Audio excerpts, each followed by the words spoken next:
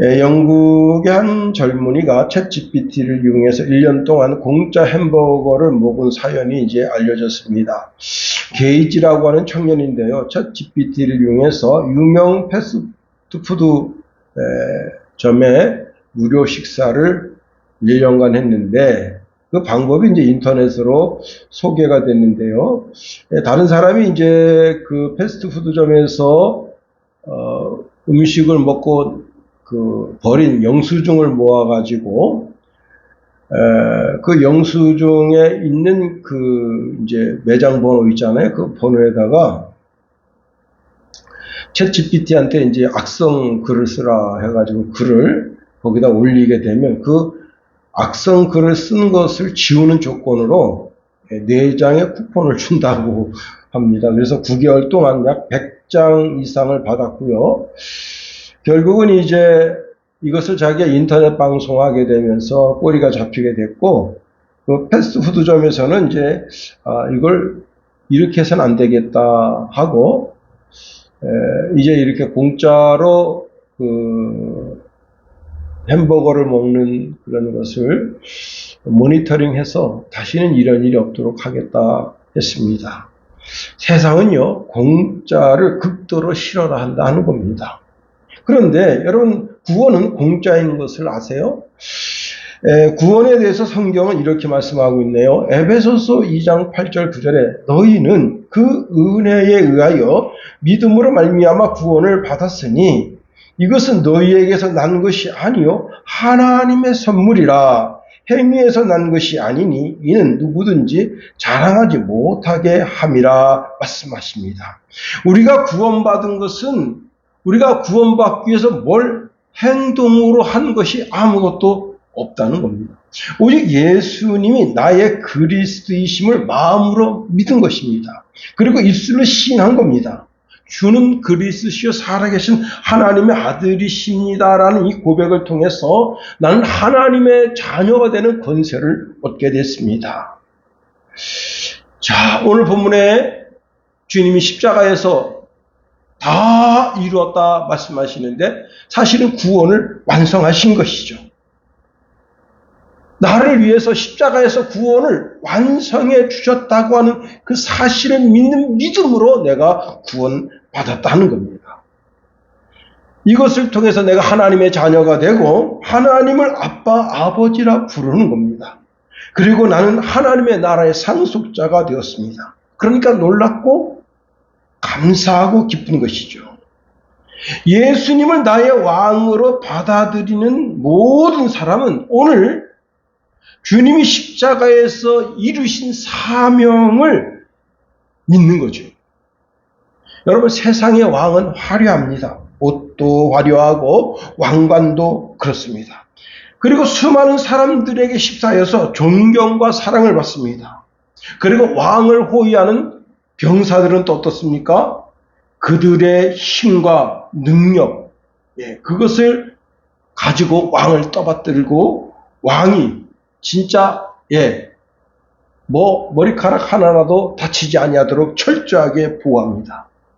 그런데 오늘 나의 왕이신 그리스도는 아주 초라하게 십자가에 매달려 있습니다. 그를 따르던 제자들마저도 왕을 버리고 다 도망갔습니다. 오직 요한이라고 하는 제자만 예수님 곁을 지켜보고 예수님께서 마지막으로 큰 소리로 외치는 영혼의 갈망을 듣고 그 말씀을 성경에 기록하고 있습니다. 예수님이 일순간 고개를 떨굴 때 예수님을 쳐다보던 장로들, 대제사장들, 무리들, 그리고 서기관들, 그 제사장 무리를 추종하던 그들은 안도의 숨을 내쉬면서 예수의 완전한 패배라고 여겼습니다.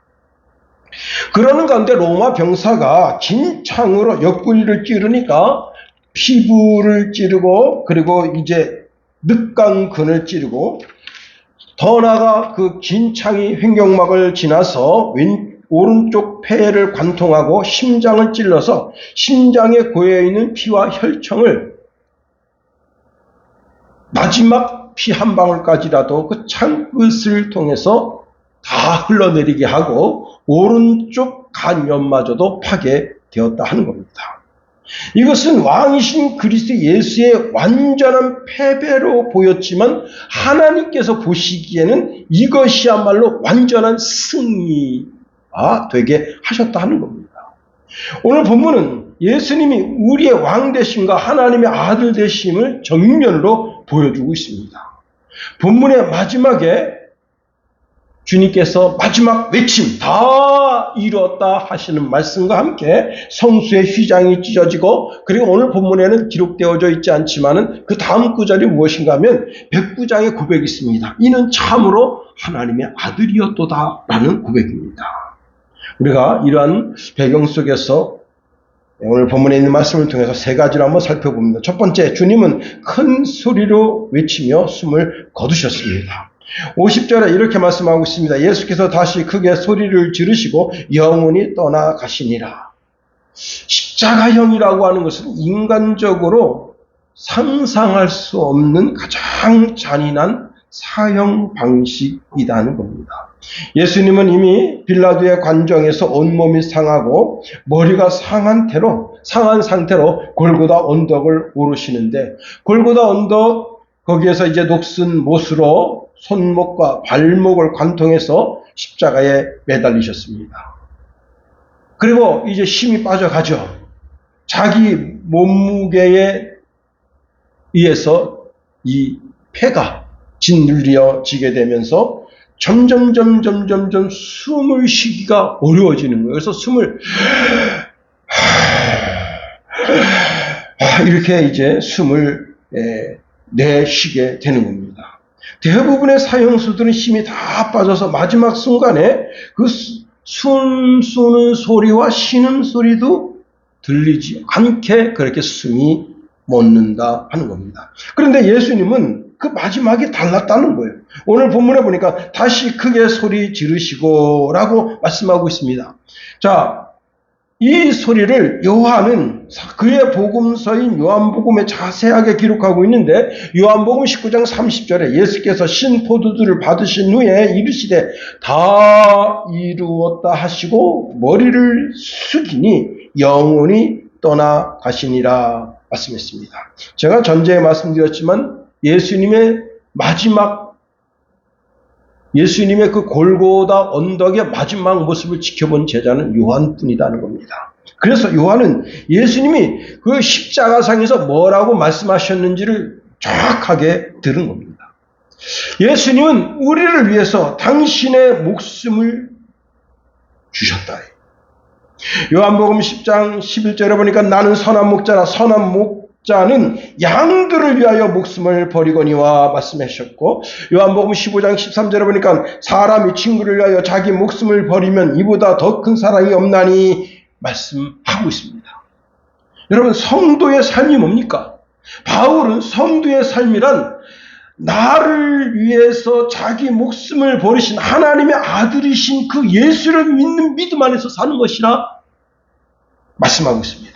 갈라디아서 2장 20절에 보니까 이제 내가 육체 가운데 사는 것은 나를 사랑하사 자기를 위하여 자기 목숨을 버리신 하나님의 아들을 믿는 믿음 안에서 사는 것이라 말씀했습니다. 예수님은 당신의 목숨이 빌라도에 의해서 또는 대제사장이나 서기관이나 바리새인들의 손에 의해서 빼앗긴 것이 아니라 당신 자신 스스로가 우리를 위해서 당신 목숨을 주었다 말씀하시는 겁니다. 요한복음 10장 18절에 보니까 이를 내게서 빼앗는 자가 있는 것이 아니라 내가 스스로 버리노라 말씀하십니다. 나는 버릴 권세도 있고 나는 다시 얻을 권세도 있으니 말씀하시네요. 그리스도는 십자가에서 우리를 위하여 모든 대속을 다 이루셨습니다. 그리고는 다 이루었다 말씀하셨는데, 이 말을 풀이하면 인류를 구원할 속전, 대가를 다 지불했다는 거예요. 한 무인 점포에 한 손님이 빙가류 여러 개를 이제 바코드를 찍고는, 그리고 조금 머뭇거리다가 그냥 나왔습니다. 그런데 이 영상을 자세히 들여다보면 바코드를 찍고는, 그리고는 마치 자기가 계산한 듯 착각한 것이 아닌가 하는 생각을 가지게 되는 겁니다. 문제는 이 주인이 이제 이분이 그날 값을 지불하지 않은 게 4,000원어치인데 4,000원어치 그 값을 지불하지 않았다고 해서 이분은 이제 경찰에다가 신고하면서 문제가 발생했습니다. 이 손님은 2년 동안 약 90만 원어치 그 빙과류를 여기서 사줬다고 하네요. 그리고 그 4,000원을 계산하지 않은 그 이후에 3번 더 와서 이제 한 번은 6,000원, 한 번은 5,000원, 한 번은 4,000원 이렇게 계속해서 이제 빙과류를 사갔습니다. 그러나 이 사람은 뭐 어떤 사람인가 하면 그 가게의 단골이죠.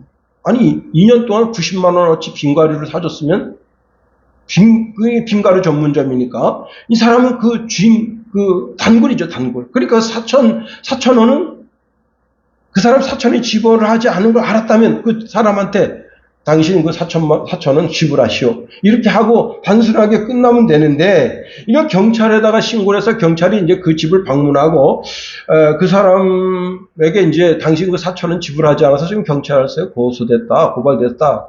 그래서 이제 그 경찰관이 주인하고 잘 합의를 하라 해서 이 사람은 대수롭게 생각하고 4,000원을 그 사람한테 보내줬습니다. 근데 이 사람은 그거 4,000원 갖고 안 되겠다는 거예요. 이 사람한테 10만 원을 요구했습니다.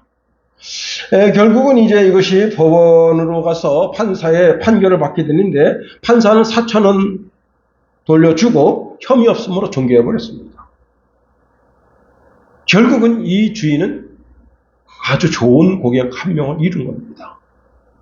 여러분, 세상은 그와 같아요. 절대 그 값어치를 지불하지 않으면 절대 거기서 빠져나올 수 없는 겁니다. 우리가 온 인류가 나 개개인 한 사람이 그 죄의 대가를 치르지 않고서는 사망의 늪에서 사단의 그 손아귀에서 벗어나올 수 없는 거예요. 반드시 그 값을 치러야 되는 겁니다.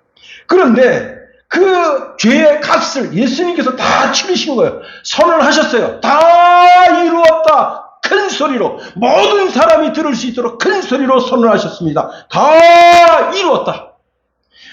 너가 지은 모든 죄값을 내가 십자가에서 다 이루었다 선언하신 겁니다.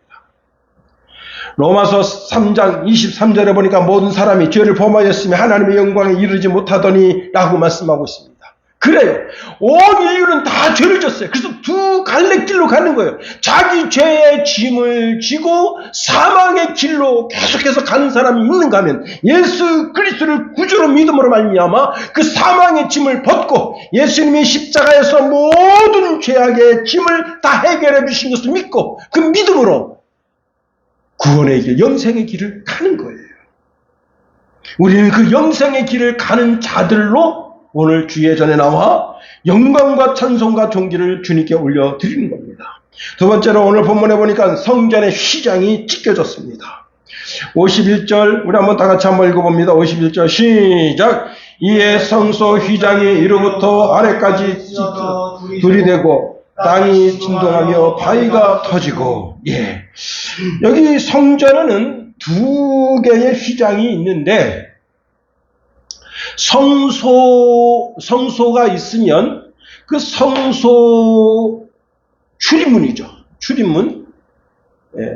여러분 우리 교회당으로 생각한다면 이제 여기 출입문이 있죠. 출입문이 뭐로 됐냐면 천조각으로 되는 거예요. 천조각. 그 다음에 유아실 들어가는데 출입문이 있죠. 이걸 외부 휘장이라고 한다면 저기를 내부 휘장이라 그렇게 말할 수 있습니다. 외부 회장을 열면 그 안에는 이제 여러 가지가 진열되어 있습니다. 그런데 그 외부 휘장 안에는 오직 제사장만 출입하는 겁니다. 그리고 내부 휘장 안에는 거기는 이제 지성소라 하는데 거기에는 이제 하나님의 언약궤가 있고요. 궤 안에는 그 유명한 세 가지가 이제 들어있는 거죠. 뭐가 들어있습니까? 이제 그 돌판, 두 개의 돌판, 그 다음에 만나 항아리, 그 다음에 이제 아론의 그 싹이 난 지팡이가 그 앞에 놓여져 있는 겁니다. 자, 그러면 오늘 본문에 51절 상반절에 이에 성소 휘장이 그랬는데 이 휘장이 뭐겠습니까? 외부 휘장일까요? 내부 휘장일까요? 외부 휘장이라는 사실입니다. 자, 외부 휘장이 찢어짐으로 인해서 성전 밖들에 있었던 사람들이 그 휘장이 찢어진 걸 보게 된 거예요. 근데 여기에 대한 의견이 참 많습니다. 첫 번째는요, 내부 휘장이 찢어졌다 그렇게 주장하는 사람이 있습니다. 내부 휘장이 찢어졌다. 다시 말하면 성소와 지성소 사이에 있는 휘장이 찢어졌다라는 주장을 하는 사람이 있고요. 그 다음에 이제 저처럼 외부 휘장이 찢어졌다 그 주장하는 사람이 있고요. 세 번째는 두 개의 휘장이 동시에 다 찢어졌다 그렇게 주장하는 사람들이 있습니다. 자, 왜 외부 휘장이 찢어졌느냐? 왜 그렇게 믿을 수밖에 없느냐? 만일 당시에 내부 휘장이 찢어졌다고 생각해 보세요. 그러면 제사장들이 쉬쉬하고, 왜? 제사장만 들어가서 볼 수 있으니까 제사장들이 쉬쉬하고 그 사건을 안 할 수가 있어요. 그런데 외부 휘장이 찢어졌기 때문에 그 밖에 있었던 모든 사람이 그 휘장이 찢어진 걸 다 본 거예요. 제사장뿐만 아니라 성전에 있었던 모든 무리들이 다 나와서 봤기 때문에 그것을 쉬쉬할 수 없게 된 거예요. 그래서 이것은요, 유대인 역사에도 동일하게 기록되어져 있고 교회사에도 동일하게 기록되어져 있다는 사실입니다. 자, 그런데 이렇게 휘장이 찢어졌다고 하는 것이 어마어마한 은혜와 기적과 축복이다 하는 겁니다. 특히 이제 여러분 이 외부 휘장이 찢어졌으니까 그 안에 지성소에는 대제사장이 대속죄일에 1년에 단 2일에 들어갑니다. 예. 그런데 그 매 제사 때마다 사실은 제사장이 지성소 안에 들어가요. 뭐 하려고 들어가느냐? 청소하러 들어가요. 청소하러. 예. 그러니까 대속죄일을 맞아서 대속죄제를 드리기 위해서 제사장이 1년에 단 한 번 들어가는 것 뿐이고 사실은 청소하러 제사장이 그건 대제사장이 아닙니다. 그냥 제사장이 그 지성소 안에 들어가서 청소하려고 먼지가 수북하게 쌓일 거 아니에요. 수북하게 쌓이는 청소하려고 제사 때마다 들어갑니다. 자, 그런데 히브리서 9장 7절에 보니까 오직 둘째 장막은 대제사장이 홀로 1년에 한 번 들어가되 자기와 백성의 허물을 위하여 드리는 피 없이는 아니하니 말씀하고 있습니다. 이 휘장은요, 높이가 55규빗입니다. 1규빗을 45.6cm로 계산하면요, 높이가 24.75m예요. 그리고 너비가 16규빗인데 이제 45.6cm로 계산하면 7.2m 정도 됩니다. 이 휘장은 바벨론 제품으로 고급 린네의 직물을 갖고 염색을 입혔으며 그 위에 여러 가지 아름다운 모양의 술을 놓았다고 합니다. 자, 휘장이 위로부터 아래로 찢겨졌다고 하는 것은 지진에 의해서 찢긴 게 아니라는 사실을 오늘 본문에서 말씀하고 있습니다. 주님이 돌아가신 이후에 지진이 일어났기 때문에 그래요. 그냥 쫙 하고 찢어진 거예요. 여기에 숨겨진 하나님의 엄청난 깊은 뜻이 담겨져 있다는 겁니다. 자, 첫 번째, 이 휘장이 찢어졌다고 하는 것은 대속 제물이신 예수의 찢겨진 육체로 인해서 하나님께로 나아가는 새롭고 사는 길이 열렸음을 선포하는 것이다. 히브리서 기자는 히브리서 10장 9절에서 19절에서 20절에 이렇게 말씀하고 있습니다. 그러므로 형제들아, 우리가 예수의 피를 힘입어 성수에 들어갈 담력을 얻었나니 그 길은 우리를 위하여 휘장 가운데로 열어놓으신 새로운 살 길이요, 휘장은 그의 육체니라. 또 하나님의 집 다스리는 큰 제사장이 계심에 우리가 마음의 뿌림을 받아 악한 양심으로부터 벗어나고 몸은 맑은 물로 씻음을 받았으니 참 마음과 온전한 믿음으로 하나님께 나아가자 말씀하고 있습니다. 예수님께서 십자가 상에서 모든 대속 죄를 모든 죄를 다 대속하시고 거기서 이제 마지막 다 이루었다 선언하심으로 말미암아 하나님께로 나아가는 새로운 사는 길을 열어주셨다는 겁니다.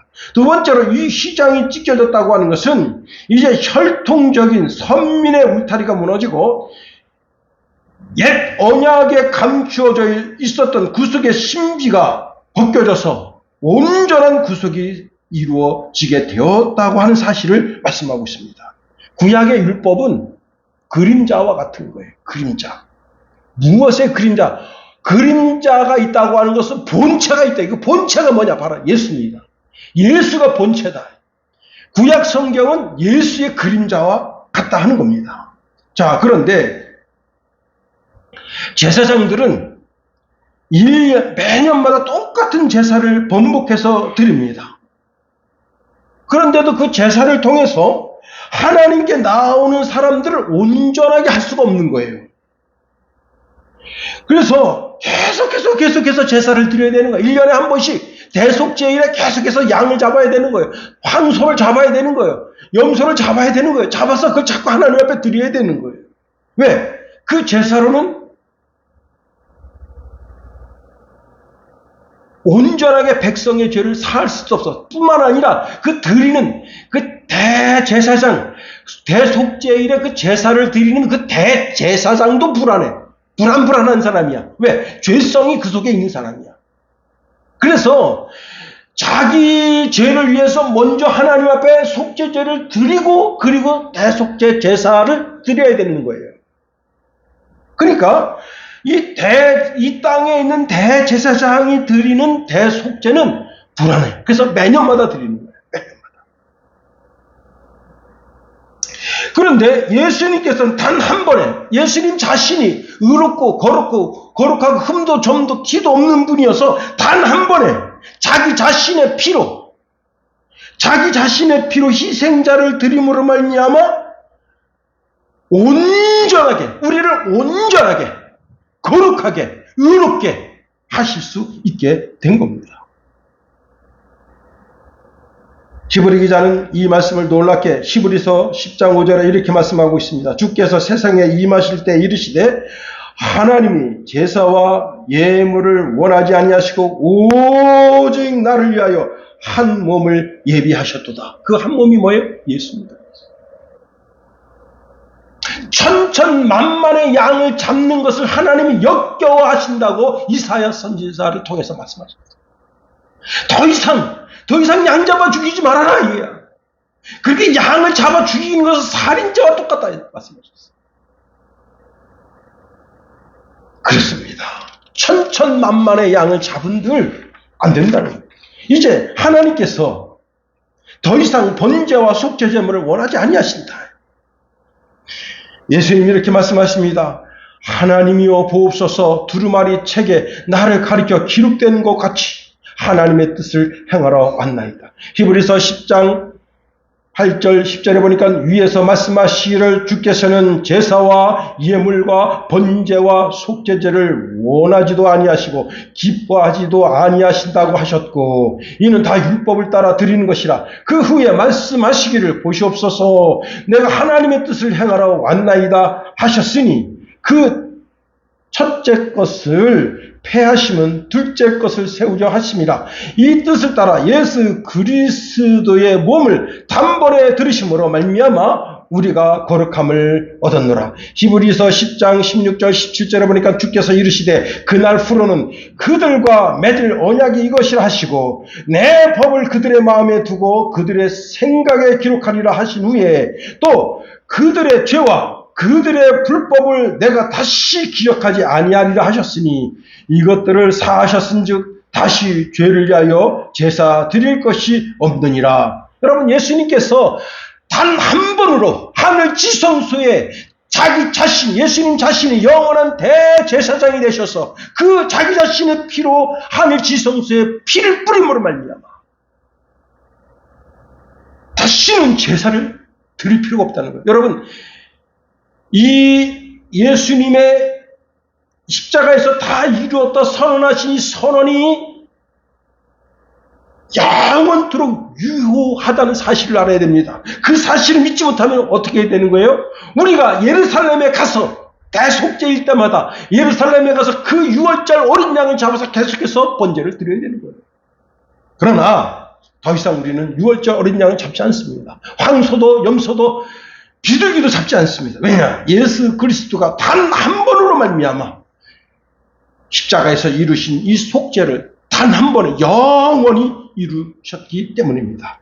히브리서 8장 12절에 보내 이렇게 말씀하고 있네요. 내가 그들의 불의를 긍휼히 여기고 그들의 죄를 다시 기억하지 아니하리라 하셨느니라. 히브리서 10장 17절 말씀해 보니까 또 그들의 죄와 그들의 불법을 내가 다시 기억하지 아니하리라 하셨으니 할렐루야. 우리는 완전히 온전하게 죄 사함을 받은 백성이라는 겁니다. 어떤 목사님이 청년 때 아주 좀 음탕한 죄를 많이 졌어요.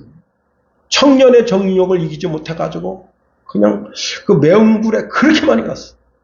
그러다가 복음을 깨닫고 나중에 목사가 됐습니다. 그런데 강대상에 엎드려서 이제 기도할 때마다 그때 그냥 그 매운 굴에 그 이쁜 처자들하고 놀던 그 영상이 자기를 늘 괴롭히니까 참 곤란합니다. 그런데 자기가 아는 어떤 권사님이 늘 예수님과 대화를 나눈다는 거예요. 그래서 그 권사님을 찾아갔어요. 권사님 영이 맑아서 예수님과 늘 이렇게 대화를 하신다는데 저는 제가 청년 때 지은 그 죄 때문에 너무 고통스럽고 괴로워합니다. 그러니 예수님께 가서 제가 그 청년 때 지은 죄를 어떻게 하고 계시는가 한번 알아봐 주십시오.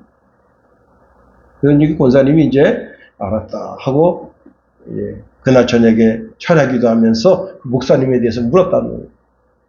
주님, 목회하는 그 목사님, 그 청년 때 지은 죄 때문에 그렇게 고통스러워 하신다는데 그 죄를 알고 계십니까? 그랬더니 예수님 이렇게 말씀하셨습니다. 내가 다 용서했어. 다 지워서 나는 그 목사가 어떤 죄를 지었는지 기억하지 못합니다. 여러분, 나의 과거를 옥죄는 그 어떤 죄가 있거든, 영적인 죄든 마음의 죄든 육신의 죄든 다시는 기억지 아니하시는 주님을 생각하므로 담대하게 나아가게 되기를 예수님의 이름으로 축원해 드립니다. 세 번째로 우리가 제사장이다. 이제는 우리가 제사장이라는 겁니다. 여러분, 우리가 제사장이라고 누가 말씀하셨냐? 하나님 그렇게 말씀하셨어요. 계시록 1장 6절에 보면 이렇게 말씀하십니다. 그의 아버지 하나님을 위하여 우리를 나라와 제사장으로 삼으셨다 했어요. 누구를? 우리를 그의 나라가 되게 하시고 그의 제사장으로 삼으셨다는 거예요. 그런데 원래는 이스라엘 백성들을 하나님의 나라와 하나님의 제사장 삼으셨는데 그걸 패하신 거예요. 이스라엘 백성들을 출애굽할 때 이스라엘 백성들을 나라와 제사장으로 삼으시겠다고 하셨어요. 출애굽기 19장 6절에 보니까 너희가 내게 대하여 제사장 나라가 되게 하며 거룩한 백성이 되리라. 너는 이 말을 이스라엘 자손에게 전파할지니라 말씀하셨습니다. 그런데 하나님의 아들이신 예수 그리스도를 십자가에 못 박아 죽임으로 말미암아 하나님과 철천지 원수가 된 거예요. 그런데 예수님께서 뭐라 말씀하셨습니까? 나를 욕해도 좋아. 나를 십자가에 못 박아 죽여도 좋아. 그런데 다시 회개하고 돌아오면 하나님과의 관계가 개선된다. 그렇게 했는데도 불구하고 이들은 끝까지 회개하지 않았어. 그러니 하나님께서 그들을 지도상에서 아예 지워버리신 거예요. 자, 그런데 우리는 뭡니까? 우리는 복음을 듣고 예수님을 나의 왕으로, 나의 그리스도로 모셔서 하나님의 나라와 하나님의 제사장이 된 거예요. 자, 제사장이 하는 일이 무엇이에요? 히브리서 5장 1절에 보니까 대제사장마다 사람 가운데서 택한 자이므로 하나님께 속한 일을 사람을 위하여 예물과 속지 않은 제사를 드리게 하나니. 자, 제사장은 자기와 다른 사람의 죄를 위하여 하나님께 제사하는 자다. 즉 기도하고 중보하는 일을 한다. 더 나아가 제사장은 하나님의 봉사자다. 이사야서 61장 6절에 보니까 오직 너희는 여호와의 제사장이라 일컬음을 받을 것이라. 사람들이 너희를 우리 하나님의 봉사자라 할 것이며 너희가 이방 나라의 재물을 먹으며 그들의 영광을 얻어 자랑할 것이라 말씀합니다. 자, 여러분 잘 들으세요. 왜 하나님께서 외부 시장을 찢어 놓으셨느냐? 이제 성전 바깥들에 있던 우리가 어떻게 해요? 우리의 대제사장이신 예수 그리스도를 의지해서 성소와 지성소에 들어갈 수 있는 영광을 허락하시기 때문입니다. 그래서 베드로는 뭐라고 말했느냐? 우리를 왕같은 제사장이라고 한 거예요. 왕같은 제사장. 할렐루야. 저는 참 이 말씀 막 준비하면서 막 가슴이 뜨거웠어요. 막 영적으로 막 여기서 막 불이 막 타는, 막 불이 붙는 거예요. 와, 이 말씀. 그 시장이 찢어졌다는 그 말씀을 접하면서 이 말씀을 막 묵상할 때 막 여기서 막 성령이 막 용수숨치고. 와, 그래서 우리를 왕같은 제사장으로 삼으셨구나. 베드로전서 2장 9절에 보니까 그러나 너희는 택하신 족속의 왕같은 제사장들이여 거룩한 나라여 그의 소유된 백성이니 이는 너희를 어두운 데서 불러내어 그의 기이한 빛에 들어가게 하시니 아름다운 덕을 선전하게 하려 하심이라. 왕같은 제사장이 됐다. 우리가 하나님의 아들이니까 왕자고 하나님의 딸이니까 공주예요. 그런데 그 왕자가 공주가 나중에 어떻게 됩니까? 공주도 이제 어느 한 소국의 왕비가 되고 왕이 될 수가 있어요. 왕자는 그 소국을 다스리는 왕이 될 수가 있어요. 그렇게 여기신다는 거예요. 왕같은 제사장이다. 자, 우리는 그리스도 예수를 통해서 하나님의 나라를 통치할 지배권을 가지고 있다는 겁니다. 나는 그리스도의 대사로 내 직장에서 하나님의 나라의 통치를 실행하는 거예요. 내가 가정에서 하나님의 나라의 통치를 실행하는 거예요. 사람과 사람의 만남을 통해서 또 사람과 사물을 만남을 통해서 내가 또 동물을 만남을 통해서 거기서 하나님의 통치를 이루어가는 거예요. 그 하나님의 통치의 제1번이 뭡니까? 사랑입니다. 사랑으로 다루는 거예요. 자, 여러분, 제사장이란 사람과 하나님 사이의 중보자의 역할, 그게 제일 중요하잖아요. 하나님의 권위를 가지고 우리가 하나님의 은혜 가운데 예배하는 삶을 통해서 이제 하나님과 나 사이를 예수 그리스도를 통해서 중보를 하기도 하지만 또 여러분 어떻게 해요? 내가 이 사물을 통해서 내가 만나는 동물들, 강아지들, 그 다음에 여러분 소, 이런 동물 하나님의 통치가 거기서 이루어지게 하도록 그리스도의 사랑으로 그들을 사랑해 주는 거죠. 꽃 한 송이도 사랑해 주는 거죠. 제가 한 달, 2달 됐나요? 어떤 분이 그 화단에 그 장미를 꺾어가지고 와요. 근데 우리 아파트 사는 사람도 아닌데 그 장미가 어떤 색깔인가 하면 약간 그 파스칼톤, 분홍색 파스칼톤 아주 이뻐요. 그 장미를 똑 잘라가더라고. 아니, 그걸 두고 보면 더 이쁘지. 집에 가면요, 그거 며칠 못 가요. 응? 그거 두고 오가면서 보면서 아름답다, 아름답다. 그걸 사진 찍어서 친구들한테 보내주고, 그러면 되지. 그걸 왜 똑 자르냐고. 아유, 진짜. 응? 우리는 꽃 한 송이 보면서 참 아름답다. 내가 참 아름다움으로 하나님의 영광을 드러내는구나 하고 어떻게 해요? 물도 좀 있으면 물도 좀 주고 다스림이 있어야지. 사랑의 다스림. 여러분 개도 사랑의 다스림. 발로 차지 말고 이 개새끼 그냥 제가 그냥 시골에 갔는데 신발을 신으려 할 때 물컹한 게 있어요. 딱 보니까 이 신발에다 응가를 해놓은 거야. 이런 개새끼가 흰둥이 그 애기들이 와, 얼마나 핫딱지 나는지, 진짜 확 발로 밟고 싶더라고. 근데 어떻게 했습니까? 주여. 저게 내 신발에 구수한 냄새 맡고 와서 여기다 응가를 했는데, 내가 그렇게 할 수 있는 게 해가지고, 구두를 갖다가 이제, 그 물티슈로 확 깨끗하게 닦고, 예? 그래도 안 될 것 같아서 수도가 가서 물 이렇게 하니까 아버님 뭐 하냐? 예? 뭐 하냐? 아유, 그래서 근데요, 그날 우리 김기수 집사 신발 물고 갔잖아요. 어? 물고 어디 갖다 처박아 놨는지 몇만 원짜리인데, 여러분, 자, 우리는 왕 같은 제사장으로 이 땅에서 하나님의 통치가 이루어지도록, 사랑의 통치가 이루어지도록 그렇게 살아야 되는 겁니다. 그렇습니다. 히브리서 6장 19절 20절에 보니까 우리가 이 소망을 가지고 있는 것은 영혼의 닷 같아서 튼튼하고 견고하여 휘장 안에 들어가나니, 이 밖에 휘장 찢어졌어요. 그러니까 휘장 안에 들어간다는 게 뭐예요? 지성소 안에 들어간다는 거예요. 지성소 안에. 그리로 앞서가신 예수께서 멜기세덱의 반차를 따라 영원히 대제사장이 되어 우리를 위하여 들어가셨느니라. 잘 보세요. 자, 우리가 어디로 들어가느냐? 휘장 안에 들어간다. 예수님을 따라서 휘장 안에 들어간다. 우리의 대제사장이신 예수님은, 여러분, 보통 이 땅에는 제사장은 딱 1년에 딱 한 번 들어간다 했어요. 그런데 우리는 예수 그리스도를 통해서 하나님 보좌 앞에 담대히 나아감을 얻게 되는 거예요. 예배 때마다 거기 들어가서 그분을 뵙는 거예요. 그분을 만나는 거예요.